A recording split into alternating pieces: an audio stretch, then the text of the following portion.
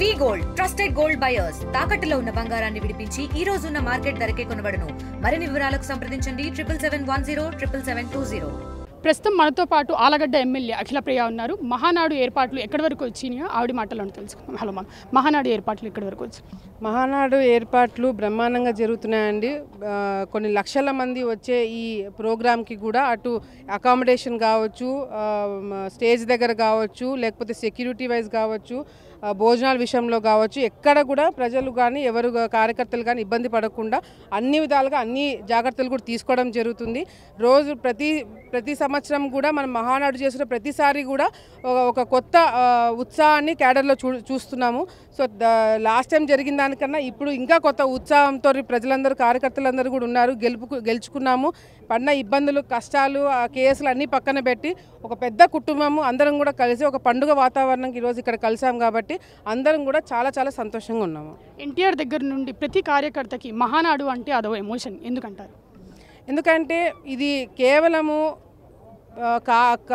కార్యకర్తలు అంటే ఏదో ఓట్లకి మనము ఉపయోగించుకున్న వాళ్ళలాగా కాకుండా కార్యకర్తలు అంటే కుటుంబ సభ్యుల్లాగా ఈ పార్టీ చూసుకోవడమే కాకుండా ఆ కుటుంబంలో ఎవరికైనా ఏదైనా ఇబ్బందులు ఉన్నా, కష్టం ఉన్నా, చనిపోయినా, ఏది జరిగినా కూడా పార్టీ దగ్గరుండి ఆ కుటుంబాన్ని ఆదుకోవడం దగ్గర నుంచి ఆ కుటుంబాన్ని పైకి తీసుకొచ్చే విషయంలో అన్నీ కూడా చాలా దగ్గరుండి జాగ్రత్తలు మొదటి నుంచి కూడా చేయడం జరుగుతుంది. కాబట్టి ఇది నా పార్టీ, ఇది నా కుటుంబం అని చెప్పి ఒక ఎమోషన్ అనేది కార్యకర్తలు అందరిలో కూడా ఉంటుంది.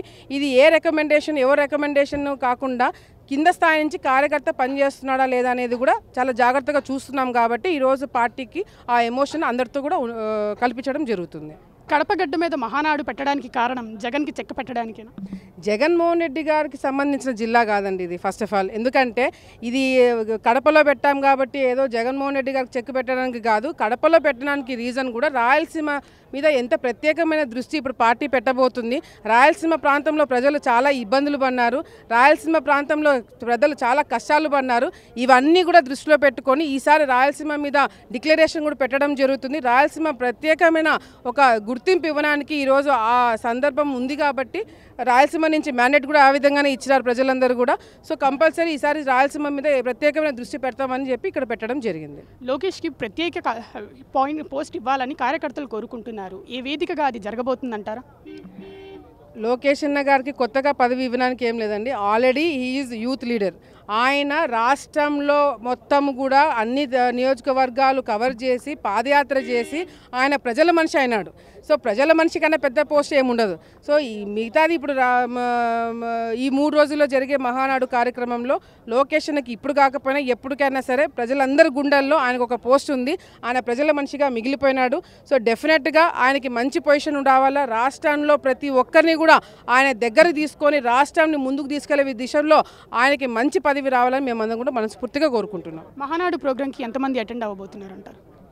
ఇంకా దాన్ని కౌంట్ చేయడానికి ఉండదండి. ప్రజల అభిమానం ఎంత ఉంటే వస్తూనే ఉంటారు. 5 లక్షల, 8 లక్షల, 10 లక్షలు అని చెప్పలేము.